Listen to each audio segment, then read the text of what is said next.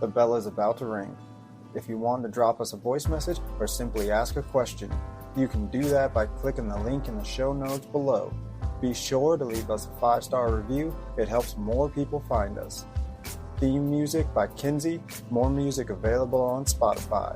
Remember, every day is a class. Go learn something. You are not crazy. You just heard the outro instead of the intro because I was trying to do it a different way because I'm tired of the mouse click being in the background every time I click on it. So I tried to do it with just like a tap. And of course, it went to the side of my finger, not the actual like where I was clicking on the screen. So guess what? It's still another episode. It's the beginning, not the end. We'll call it Upside Down Day. I don't know. What's up, Caitlin? Hi, homie. What's up? Apparently bugs in the system. I don't know. You know, you're fine. I had a long day at work, and I genuinely needed to start this episode off with a giggle, so thank you very much for that. I genuinely thought I was going nuts. No, as soon as I heard it, I was like, yep.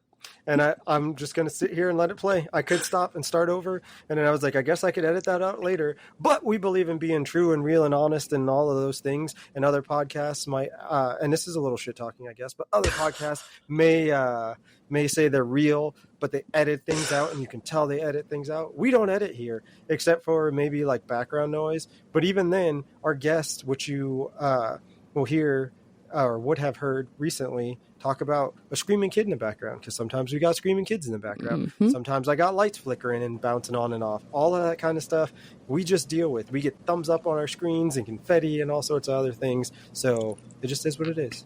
But today we have an interesting topic.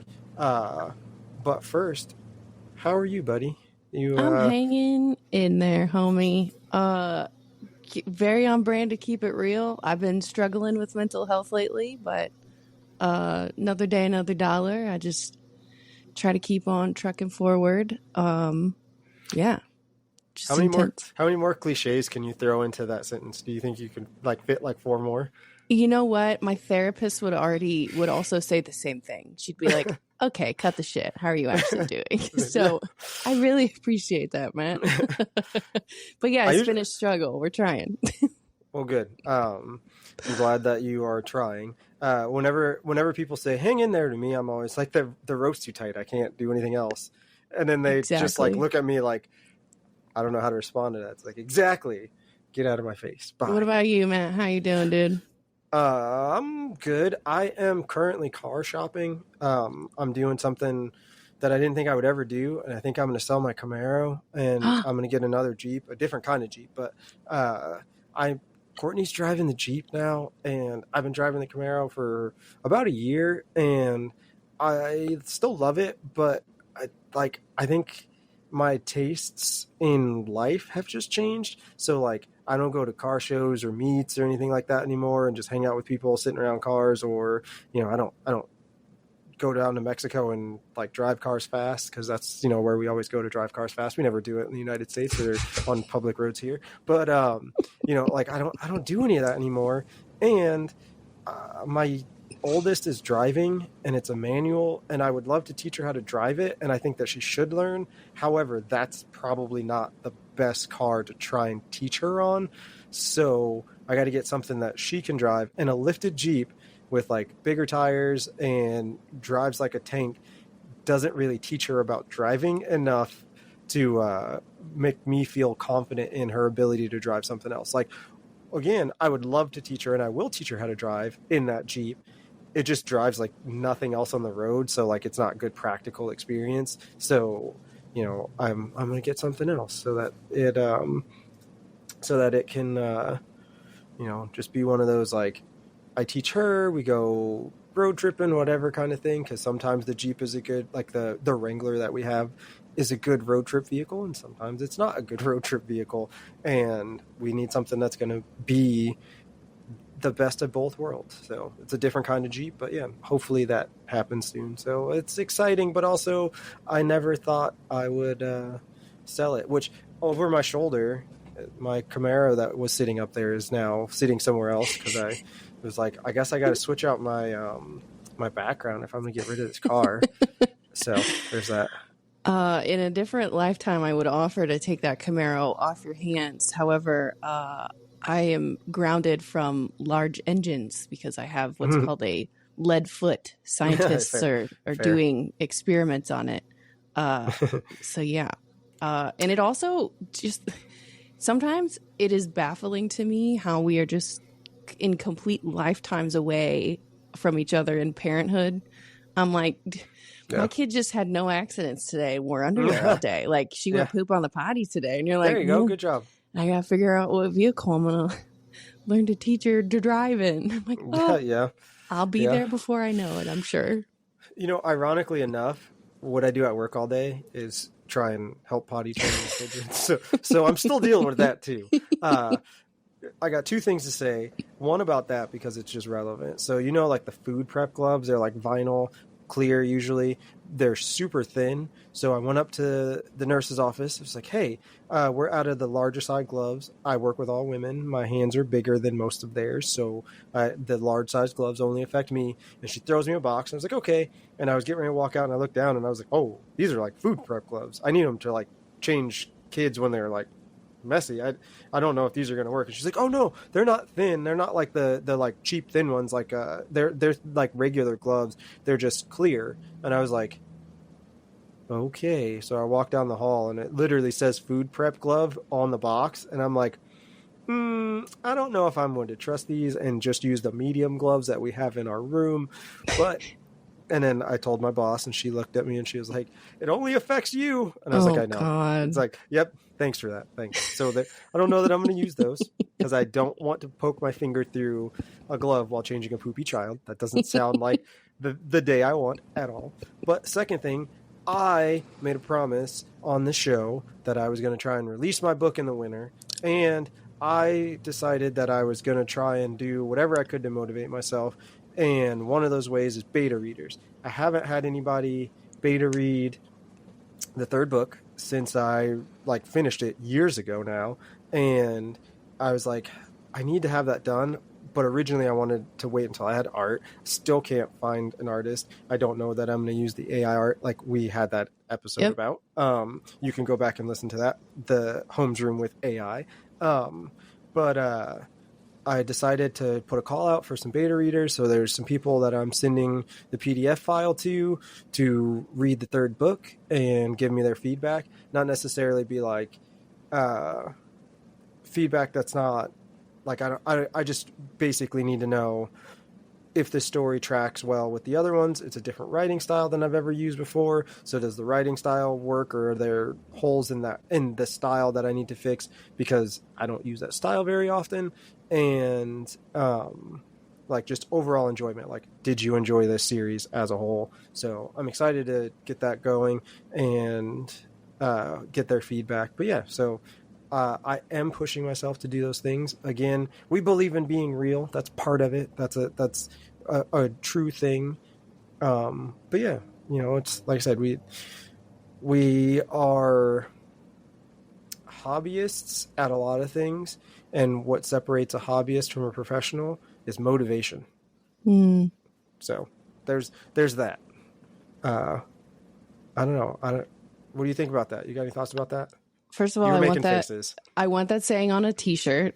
And also, I know it's not out there in the world yet, but still a solid congrats for getting this far in the writing process, still having your sanity intact, and also having... I write to be sane, remember? And having people that you love and trust that you can ask them to be beta readers. And congrats. Well, I put it out on Facebook, man, so it was to everybody. It wasn't just... I saw some of your posts about it, and it's, again, like, creativity is a huge muscle to flex. You do it so regularly that, you know, you get a lot of practice in, whether it's through writing or through this podcast. So just getting this far is a huge dub, and I can't wait to read it. I think it's gonna be awesome. I told my daughter, she obviously, my oldest daughter, loves art. We have talked about that many times before, but she is in high school art classes, and she's doing digital art on her iPad, and it looks really good. And I asked her if she had showed her current art teacher, any of her work, and she was like, yeah. And I was like, did she give you any critiques? And she was like, kind of not really. Like, she was like mum on the details of that. And I was like, well, here's what you do. You go in and you say, hey, any projects I do in here, I really want your critiques because I want to get better, because I want to pursue this as a career. And you need to start getting better at handling critiques and not taking them personally, and knowing the difference between a critique that's meant to help you be better and a critique that's just somebody being an asshole, because those are completely different things. And people like to pass one off as the other all the time. And you got to know the difference. And the more you surround yourself with people who genuinely want to give you good criticism and help you grow, the better. And you can test your art teacher in this way by being like, hey, can you give me critiques? I want to get better. And if she's like, oh, absolutely, that's a thing I can do. That's awesome that you're willing to do this, and that you are taking it this serious. And you know she's a good art teacher, and you know that she's going to have your best interests. If she responds with, oh, I mean, I guess, and she gives you the runaround, then you know she's not worth a damn. So her opinion is only as important as that class grade goes. So you can figure it out on your own real quick. And she just kind of looked at me and she was like, okay. It's like, whatever, girl. I'm just trying to make you better. So there's that. It sounds like a very teenage girl response, and I relate to that so much. Yeah, it was definitely. We have really good conversations going back and forth to school, and most of them end up with just her looking at me. And by conversation, I mean I tell her something, and her response is, "Yeah," or "No," and then she looks at me blankly and then looks back out the window. So, there's that. I tell them all the time, Dad's voice is gonna pop in your head, and you're gonna be like, "That guy," or "Man," and you're gonna know. So there's that. Absolutely. Yeah. Moving along, can you tell we haven't recorded in a week? We got stuff to catch up on. Anyway, we are talking about codependency versus independency. And specifically, I kind of wanted to touch on this in a way that, like, we both relate to it, less than, like, a textbook definition. But while I'm setting this up, do you want to look for definitions real quick, buddy? Because we used to do that, and I think that was awesome. Yeah, I actually just had them pulled up. Look at that. We're getting that grease in the wheel rolling again. I just had it pulled up. So this came about because I was listening to another podcast, Labyrinths, with Amanda Knox, and they do a thing called Who's Right, and they pick a topic. And this conversation was really good on their podcast because they kind of did the same thing, but the way they approached it was a little interesting. And I thought so many things about it. And I was like, man, me and Caitlin can definitely have that conversation. And two healing people and two opinionated people, as well as two leave me the fuck alone when I need to be left the fuck alone people. I definitely felt like we were going to have some strong feelings about this. And I'm curious as to whether we'll agree or disagree on some of our reasoning or not. So I threw this in the good old Google Doc, and here we are to talk about it. And here Caitlin is with some definitions. So codependency was genuinely not something that I was conscious or had any semblance of. It was not on my radar at all until I did in adulthood start this fun healing journey. But codependency is characterized or is an unhealthy dynamic between two people in a relationship where one person sacrifices their own needs for the sake of another, often resulting in one-sided, abusive, or destructive relationships. Codependency can occur in many types of relationships. And I don't know if it's going to be fully capture what we're trying to have the conversation about, but quite literally the definition of independence is the state of being free of the control of some other person, country, or entity. Yeah. So as far as independence goes, and this is where their conversation on Labyrinth got me, they came up with a term, and it was a combination of two things: solitude and being attuned. So they called it solitude. And I was like, damn, I love that. And then I was like, man, I guess I relate to that thing because I can be around other people, but I also need to be kind of me. And it made me think about this conversation, how we can have it. And one of the things that I thought of was, how you've brought it up a ton of times where your husband has golf club and that's his time. And, you do the things that you do, and that's specifically your time that you set aside. And some of those things have to do with like, your creative outlet, which is, when we record. But like, I'm curious, your feelings towards your alone time, but also in respect his alone time, and like how that helps or hurts or affects your relationship. Our alone time is important to both of us. I think you specifically mentioned golf league. Every Tuesday night for several months of the year, he pays to go play golf every Tuesday night with his buddies. That is his hobby. He loves playing golf. That's how he fills his own cup up. And one thing that I want to be really supportive of him doing is some type of hobby that helps him keep his sanity. It's a little bit dual-sided. Those Tuesday nights where he's at golf league, I also like have the kids for all night. Mm-hmm. We stay up a little bit late. Most Tuesday nights, they know that it's our pattern to get some Happy Meals on the way home because we just want to hang out and cuddle and have a little bit of chill time. And that fills my cup up at the same time. Embracing, and I think in some circles, other adults and other women and adults, I gave him permission, seriously entertain the idea of him going out with his buddies and playing golf every Tuesday night to fill up his own cup. More so when we became parents. For him. Yeah, go ahead. Sorry, I just want to, you the way you said that just sets up the exact codependence thing. So like their response sounds like a codependent response where no, you can't, you got to do things together. He can't have that time. And that's where like this conversation to me is so interesting because I think we're both kind of for the first time probably ever on the same side of a thing when it comes to things like, because the fact that we would both scoff at somebody being like, you let him do what? Like, no, because the motherfucker needed to get out of the house and I needed some time too. Listen, it's the same energy that I answer that question that you perfectly exhibited, Matt. When I leave the house and I go with around some of our friends and they ask me, where are the kids?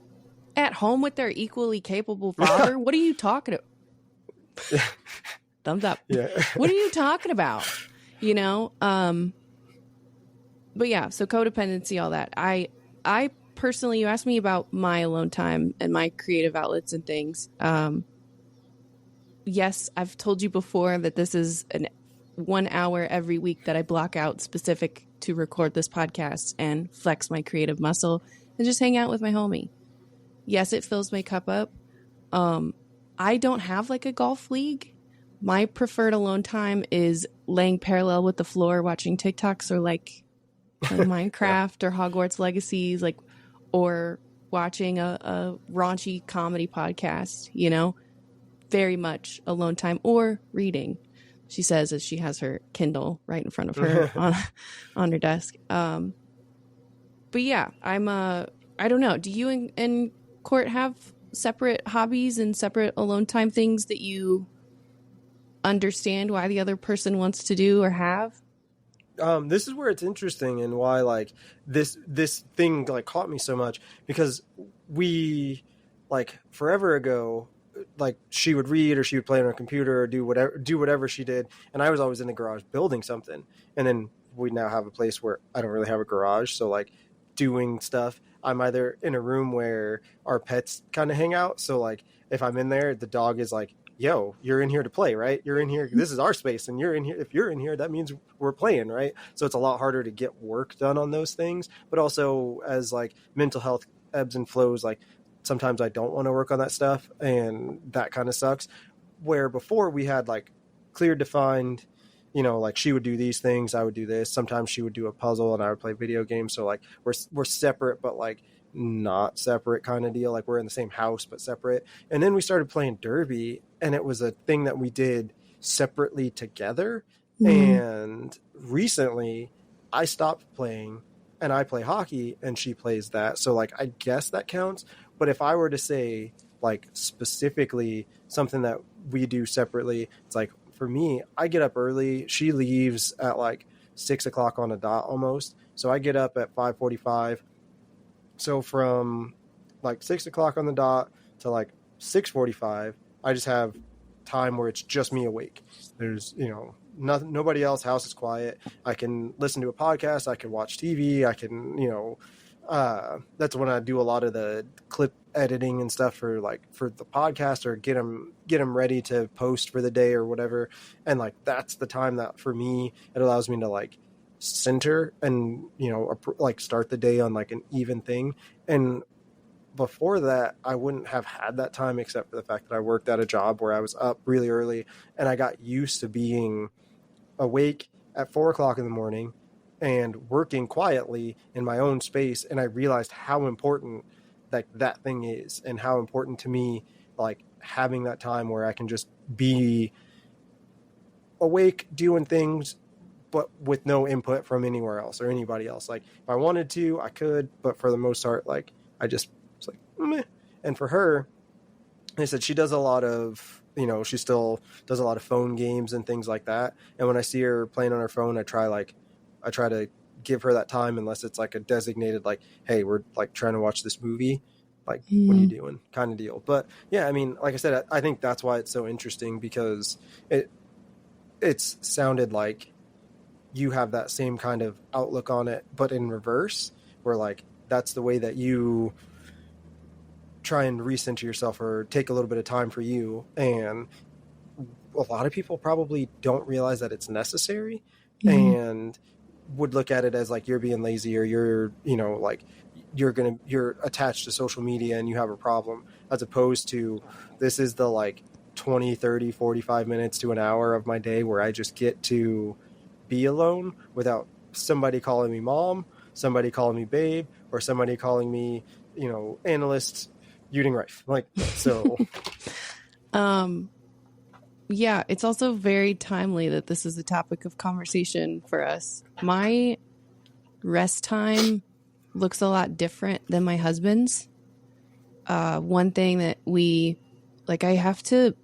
couple weekends ago, I literally had to shake a finger at him and be like, you will stop moving and take a nap today.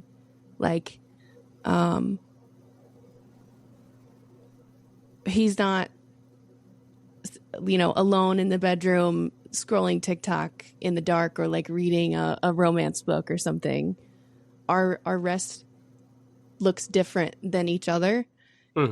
So that was one thing that's kind of, and it's changed over time too. Like my needs, absolutely. my needs of filling up my own cup and having a sense of independence doesn't look the same as it did before I was a parent. And I don't know if you and Courtney can maybe relate to that a little bit too, but that's been kind of a growing pain of parenthood, and being together for over a decade at this point is just learning the different versions of each other and holding space for what that version of my partner needs right now. Yeah. So do you think that you can enjoy your time together as well as apart? Because you, like I said, the solitude thing, like, do you think that, like, it's a good term, and your smile just, it's like, that's every time I heard them say it, it's like, but, you know, like, do you think that you can enjoy your time together as well as apart, or do you think that like you have to favor one more than the other? My standard is to favor a solitude. But lately, we've actually been challenging ourselves, and our couples therapist has even suggested, too, that we have a show together that we watch. So we currently are, when we can force our eyes to stay open for an hour of an episode, we are currently watching The Boys on Amazon together, which if you have never watched it, it's very gory, but it is very funny. I like it. It's a great show, but he's watching it for the first time and I'm rewatching it. I haven't seen any of the new season or anything, so we are cohabitating on the couch together and I'm playing on my Switch because I started a new Minecraft world. What up? While I'm listening to the episode for the second time and he's watching it for the first time. That is very much solitude, but even that looks different because he's like, I don't know how you do that. Like, I don't know how you can focus on multiple things at once. I'm like, first of all, I need multiple distractions so my brain shuts up. And second of all, yes, I'm sitting here playing Minecraft. I'm still enjoying the content and we're still taking moments to crack jokes or make comments about what is on the TV together. So yes, I do enjoy it, but it is also still a very new thing for us. This is like a month into this, at the suggestion of our therapist to spend more time together because while, the kids are in bed and the house is silent after they stop screeching, it's so easy to fall into our random corners of the house and rest and be in silence. But it started to get to the point where the solitude was at the expense of us as a unit. Yeah. So that's codependency and independence. It's kind of like a Venn diagram in marriage. And I'm radically on the independent side and trying to shove my way back towards the center a little bit. Yeah. I don't know if you and Courtney go through those phases or if it's changed over time, especially now that you have older kids than I do. But yeah, I think it's definitely a trap of toddler parenthood. So how long have you been married again? We've been married. By the time this episode comes out, it'll almost be 11 years that we've been together. 4 years married, almost 4 years married. So 4 years to my 16 years, right? So it's so interesting. And this is, again, why I was like, damn, this is crazy. I think when we started out, we were, and this is why your question was so funny to me earlier about like, do we have, things that we do separately or together or whatever. And it has changed over time. But I remember when we were first together, we did do a lot of things independently. Like we would turn on something on TV and I would go over here and do this thing, or I would work at my desk over here and she would be on the couch on her computer doing this thing. So like we're in the same room but we're still like we're together, but like independent. And that just seemed normal. And then it got to a point where we were, sitting on the couch watching TV and one of us would get up and go to another room and do something. And then it'd be like 15 minutes go by and you're like, damn, where'd they go? They never came back. And then you get sucked back into whatever you're watching and you realize, damn, it's been like an hour. Where the fuck? And they're off doing their own thing.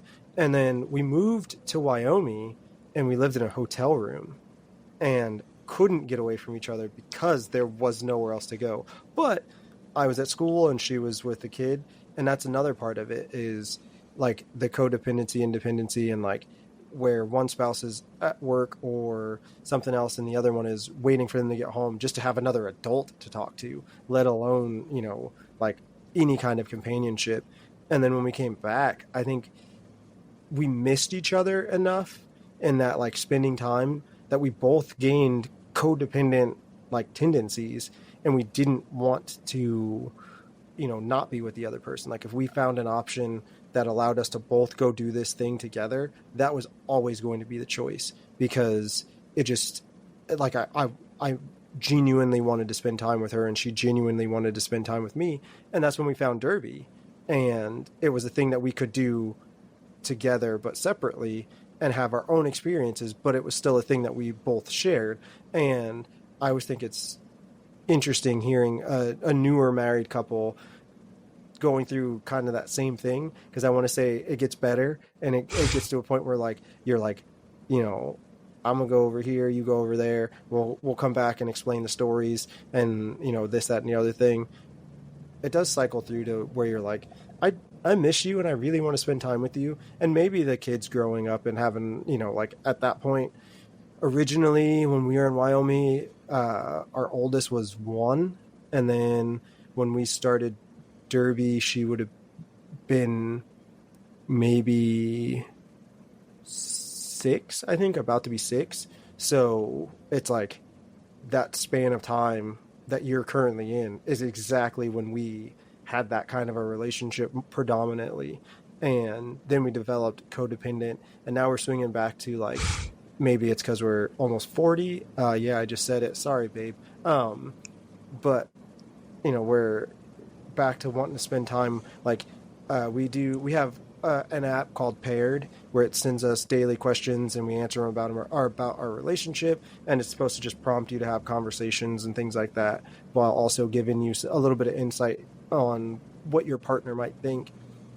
And there's fun games and all that kind of stuff too. But one of the things about that in itself is that like those things are fun, and sometimes it creates a dynamic of like, oh, I wouldn't have thought that. And one of the things it asked, I think that was either today or yesterday, it said, where's your favorite place to be and to spend time? And I was like, or your favorite location. And I was like, at home in my arms is where I would most like to spend time with Courtney. And that's not always the thing. That wasn't always the way it was, but now that's the way it is. And that is a tad bit of a codependent thing where like I need her to be around to feel connected to something, but we've swung that corner to being healthy. And that's why I wanted to have this conversation with you, because you're at an earlier stage in a marriage where you're still trying to figure out not only who you are as a couple, who you are as parents, but also you're going through a transition in life age-wise and trying to rediscover who you are. And you specifically are going through a healing journey and trying to figure out who you are outside of your trauma. And I think that that's so profoundly like everybody in the world right now. So did I hit a feels? I'm sorry. Sorry, homie. I don't know why I'm getting emotional. I think just very timely to have this conversation too. I've been a little bit open that my husband and I are in marriage counseling, and trying to break away from like obviously codependency is a negative connotation. My kids are going to be very, very codependent on us, but it's also more of breaking a pattern of codependency that we have to our children. Like now that they are, granted, they're not very old, but we have an almost 2-year-old and a 3-year-old who acts like she's 16. She said, Mom, yesterday. She said, Mom. I said, you are not 16. Do not call me Mom. So now that I showed weakness, anytime she wants to get on my nerves, she says, Mom. Stop it. You're 3. Very much my child. Trying to figure out how to exist together.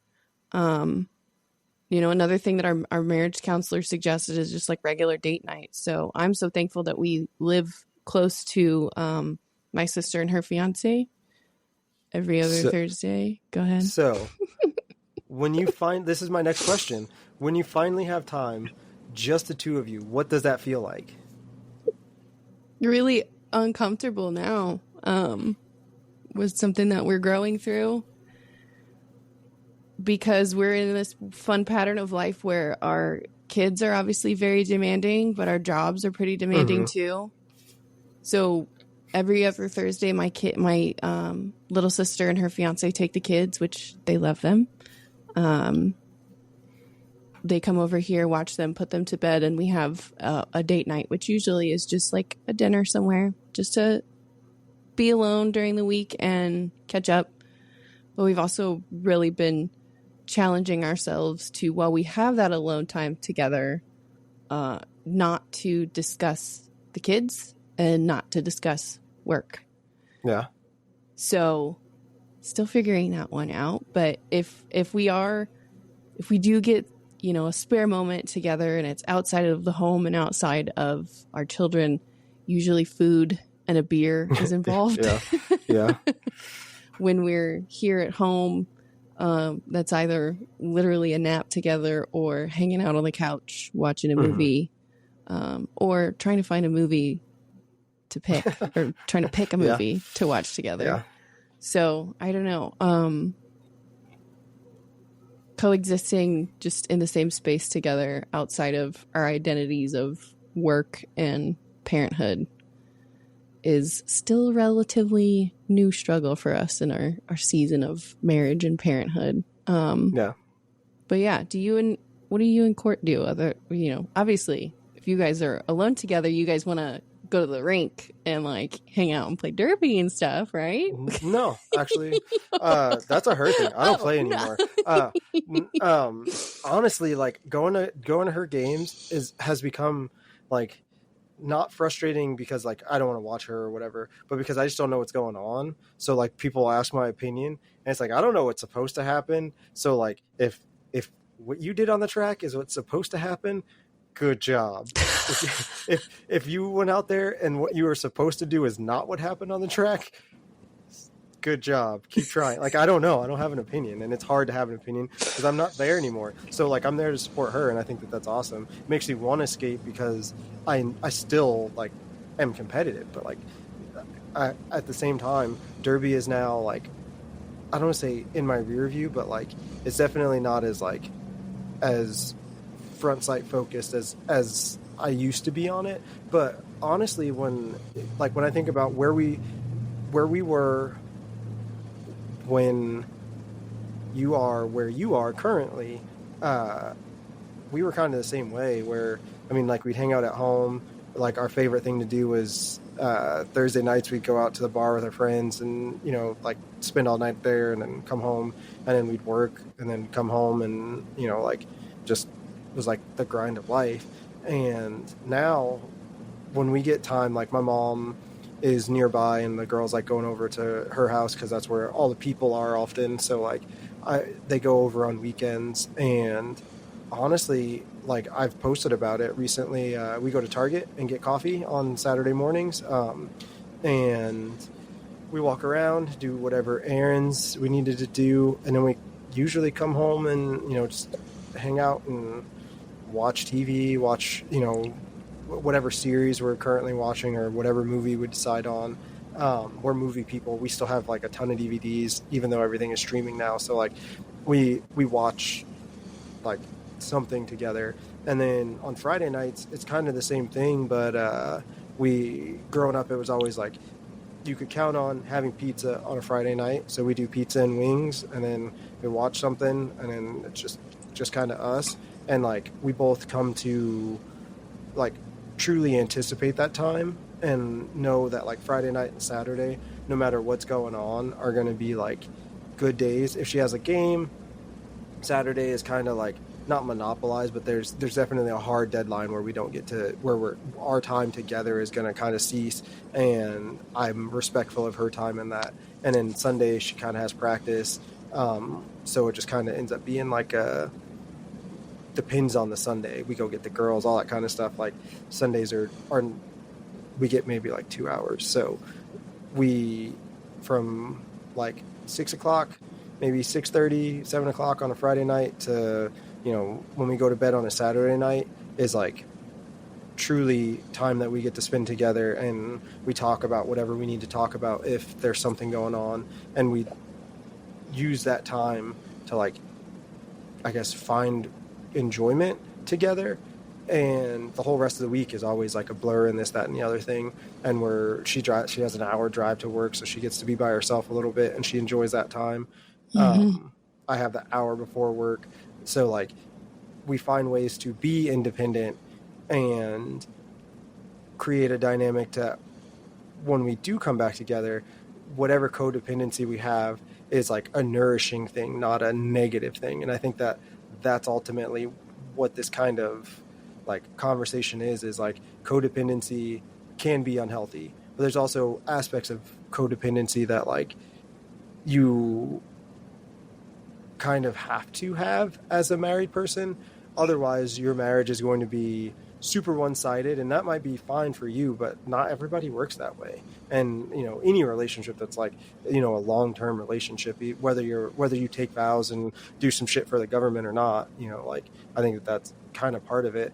But also a thing that's part of it, and this is where I kind of was curious, because I don't know enough about your husband to know what category he falls into, and I know a little bit about you, but not enough to like nail down the category. But I'm also curious as to the introvert versus extrovert as it relates to independence and codependence, and how like it might kind of tick the needle one way or the other for the two of you. He's not introverted. He is more introverted than I am. Mm-hmm. Matt, I'm extroverted 100% of the time. Yeah. I'm a bull in a china shop. I have a terrible poker face, and sometimes I just yap just to hear my head rattle sometimes, okay? My approach to independence versus codependency, I'm still trying to have a healthy definition and just not immediately have a physical jerk away reaction from any form of behavior that could look like codependency. I have been failed by people. I have operated under the trauma response and foundational assumption that no one is safe and literally anybody can disappear from the world like that. Specific to my marriage and alone time, he is more introverted in some social settings. Like if we're around my coworkers at like a happy hour, he's pretty introverted. If we're with all his old high school friends that he's still very close with and plays in golf leagues together, he's not so much introverted. He's very extroverted. But I don't think I have a very like cut and dry answer to that specific question, just because my foundational assumption is that anything that could look possibly codependent it's not correct. It's not true. I'm trying to deprogram and be a healthy human and be a good example for my kids.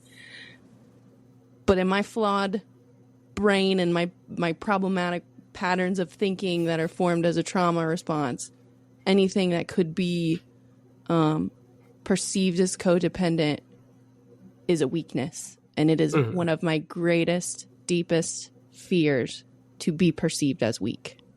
Yeah. Not to get super heavy on that answer. No. So I just agree. I agree with what you're saying. So like for me, being independent is like, at times it could be a feather in your cap. Like, oh, I'm independent. I didn't need somebody else to do this. I could do it all by myself. But also there's like, I have had to learn that there's times where being independent, while possible, doesn't accomplish the greater goal, which is the human experience. And that's a thing that like you very much have to deprogram from yourself, especially with like a trauma background. And one of the things that like for you, you're, I don't want to say documented, but your experience is like definitely documented in having lost your mom at a young age and having to grow up young to deal with a thing, while also armoring yourself to deal with the world that has now like drastically changed. So when I see a lot of things that talk about this, but for me, I was often like, my dad was in and out, and like most of my life was in and out. And then at a certain point, he was out more of my life that I'd been alive than in. And one of the things that caused at a young age was like, oh, you're the man of the house because I'm not here. And that way of being creates a hyper independent person, because you have to be this thing, you have to be these things. But then it'll swing a pendulum where you didn't get so much at a young age that like now you're codependent, and then you realize you have all of these things and you're like, ooh, what is this? That's not me. That's not who I want to be. That's not what I want to be. And then your pendulum swings back the other direction, and now relationships become hard because you are either all in or leave me the fuck alone. And when you're in a relationship with a person who cares, they might leave you alone, but they're like, I'm not going anywhere. Like, I understand that this is you and I just kind of want to sit here. And that often becomes okay, I told you to like leave me alone and you are still sitting here. Why are you still sitting here? Are you crazy? And those codependent behaviors where your brain is trying to decipher, is the other shoe about to drop? Is this person nuts? Am I actually worthy of these things? And then the independence kicks in of like, no, but I really need my space right now, because if you don't give me my space, I'm gonna feel trapped. And all of those things create that introverted extroverted argument that you were just, kind of talking about. And I don't think that there is like a way to correlate that conversation cleanly as far as like an introvert versus extrovert in this realm of like codependency, independency, because for me, both of us are extroverted to a degree, but I'm an introverted extrovert. I don't mind talking to people. I don't mind being the life of a party. I don't mind going and having conversations or walking up to people and saying random things because I can. It's whatever. But in most situations, I'm going to be reserved, not because I'm like just like sucking on lemons all day. I'm reserved because I'm reading the situation, and if the situation allows for me to be my authentic self in it, then cool. But also, I grew up in a way that like made me ultra apprehensive towards new situations, new environments, people, and things that are outside of my control, or I shouldn't say control, but like there's too many variables for me to understand the complexity of a situation. So like I'm going to tend to like throttle back a little bit.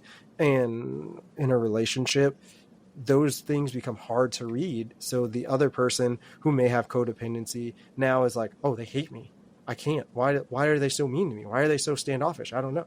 And it's because your independence and codependence, I would imagine, are bumping up against each other. I don't know. So like I said, the way that you just explained it, I think is, pretty accurate. And, I'm curious about like the unintentional or intentional independency, and whether you get to really connect as not you as in Caitlin, but you as in anybody, because the intentionality in being like independent and saying like, yo, I need a moment versus I'm going to go isolate because I just can't, and not allowing your partner to have that like moment of, well, what do you need? What can I offer you anything, as opposed to not even like giving them that little bit of like wiggle room to have a part in your life in that moment. I'm still learning that one. It's like I think we all are, buddy. I think we all are. Part of a little bit about what today's marriage counseling session was about, believe it or not. Because yes, there is a difference between independence and self-isolation. And I typically, at least lately, with just the past couple of weeks, just struggling with mental health and everything, I have been self-isolating. So not even allowing my partner, who I've been with and made the active choice to be with for over a decade at this point, not allowing them the space to show up and be a teammate and a partner in ways that I need, not just in the ways that he does every day for me and for our kids. I don't know. Do you find yourself tiptoeing between independence and self-isolation ever? Yeah. Actually often. I actually just posted a thing in my story, like my personal story about it, where I'm trying to get better at being able to feel when I'm doing it and not do it. And then after the dust settles, realize, oh, I just pushed everybody away. And now I have to, like, I feel like I have to go back and like not make apologies, but be the almost like borderline love bomb them to make them feel like I didn't do it on purpose, but like it's a thing. And, for me, especially where Courtney comes in, is the fight to open up to her and let her like understand it without feeling codependent, but also without feeling like she holds some sort of responsibility to it, because at the same time, like, my independent and personal feelings are my independent and personal feelings, and I am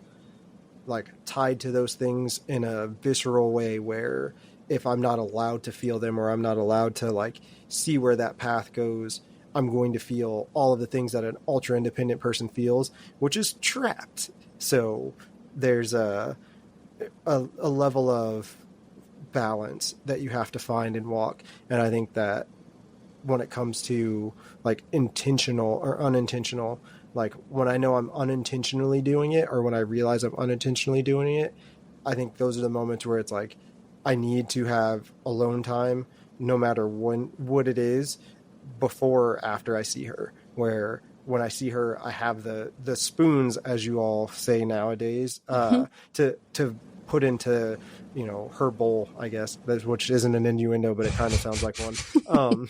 But you know, having the ability to spend time with her and talk to her and, you know, ask her questions about her day and actually be able to like absorb it, as opposed to just like, you know, methodically going through the motions of cooking dinner and sitting down and eating and bedtime routine and getting in bed and, you know, like expressing pleasantries while, you know, getting ready to go to sleep and then starting the whole next day over again.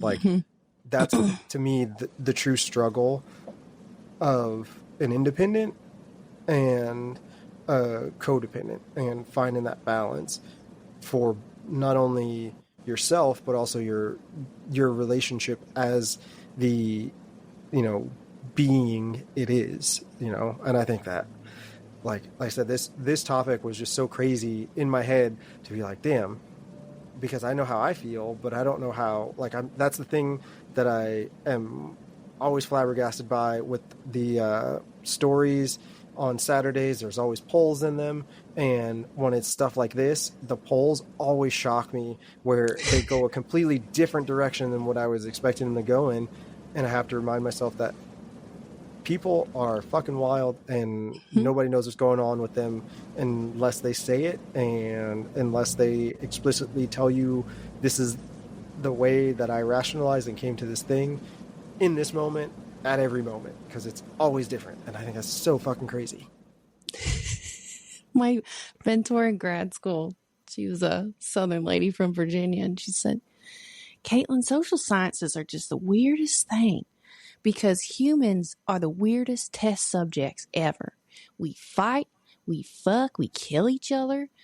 And you perfectly just demonstrated social sciences, humans, we're all weird. We're the weirdest test subjects ever. I love it. And thank you all so much for being active in polls and giving us feedback and constantly blowing Matt's brain. Because I've even posted some polls too, where I'm asking a podcast related question and I'm like, man, I didn't know that this was a thing.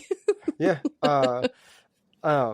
So in wrapping this up, the ultimate question to me, because I figured this is where it was going to go. And like I said, everybody out there, we say it all the time, she doesn't know what my notes say. So she has no idea.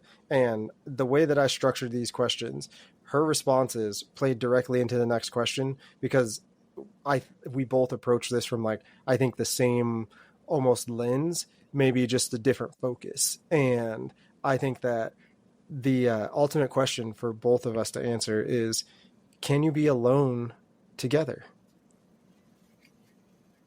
I think if you'll allow me to, I think I can answer for both of us. Yeah. And say, yes, we can. And to really to have, what's the word again? What the word from the other podcast?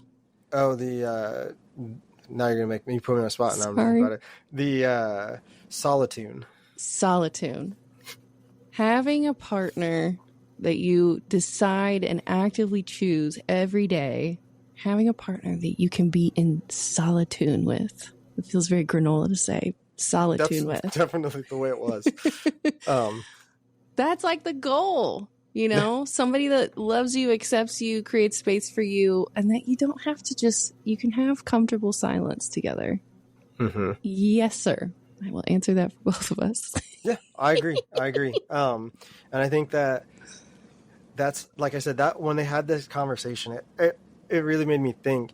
And it was a funny conversation, just like I would imagine this conversation was a little funny, where when you think about it and how you interact, it doesn't have to be a romantic partner specifically. It could be anybody. But when you think about your interactions with people and what you need and the time you need, and, you know, when it comes to like being an individual, there's no right or wrong. And I think that that's where we keep getting caught up. Like I saw a thing the other day that said all of these terms almost hold no meaning because social media has grabbed them and turned them into a thing. So we all have a negative connotation to codependency, where there might be aspects of a codependent relationship that are good, and there's aspects of a codependent relationship that aren't good. Just like there's aspects of an independent relationship that are good, and there's some that aren't good.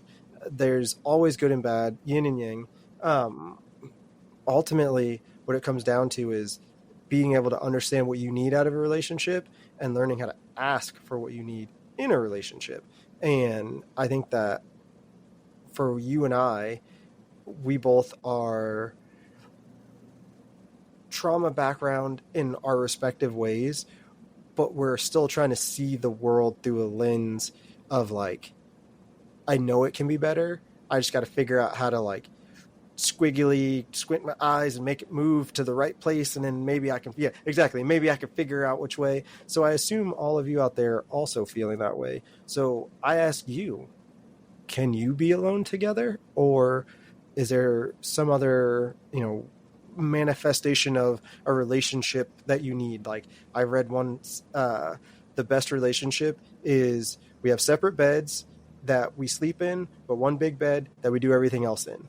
And I thought it was just like the funniest thing ever, because like if it makes total sense. Like I could go over here and just be me, take a nap, hang out, and then we can go and be us together in this bed.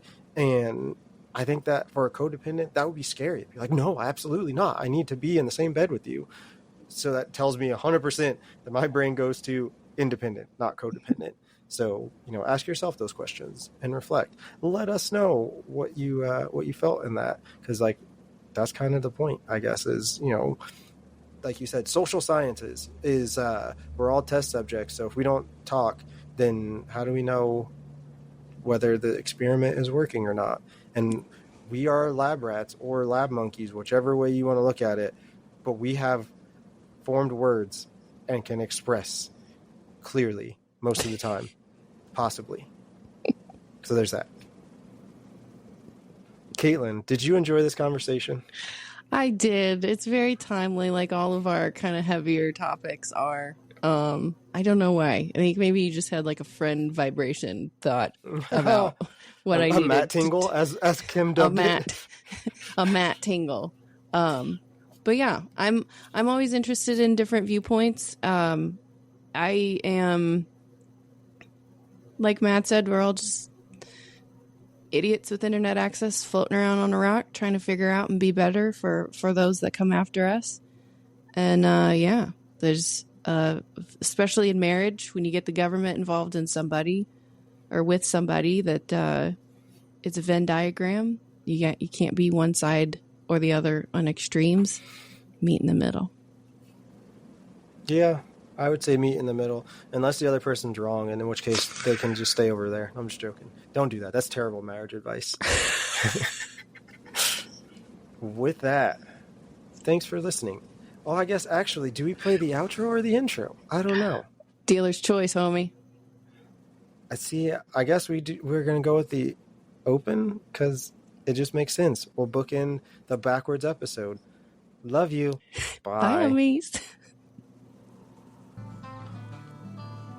Welcome to Home's Room. Just like homeroom, we start off our day getting together with our homies, swapping stories, even a little kiss and tell action. This podcast contains language not suitable for younger listeners, topics about sex and mental health. Discretion is advised. Our views are our own. Let class begin.